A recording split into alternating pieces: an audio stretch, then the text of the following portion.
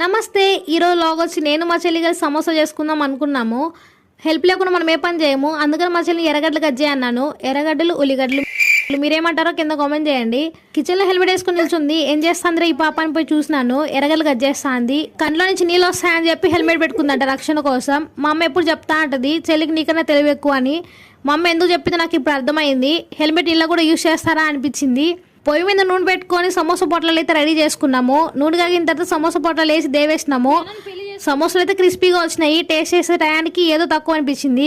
Kitchen మొత్తం దేవులడగా 4 పచ్చిమిరపకాయలు కనిపించినాయి. దాన్ని కూడా నూనెలో వేసి దేవినాను. పేలి ముఖం మీద పడింది. సచ్చారా దేవుడా అనుకున్నాను. అదేందో మరి నేను ఎప్పుడు కిచెన్ లో ఏ పని చేసినా కిచెన్ నాకు రిటర్న్ గిఫ్ట్ ఇస్తానే ఉంటది. దానికి నేనంటే అంత ప్రేమ. ఉదయాన్నే ఈయన సుప్రభాతాలని మా అమ్మ నోట్ల నుంచి వస్తాయి ఇలాంటి పనులు చేసినప్పుడు. అవన్నీ పక్కన పెట్టి సమోసా అయితే టేస్ట్ చేసినాను. బాగుంది. ఇది ఈరోజు వ్లాగ్. నచ్చితే లైక్ చేయండి. మర్చిపోకుండా సబ్స్క్రైబ్ మాత్రం చేసుకోండి ఫ్రెండ్స్. బాయ్.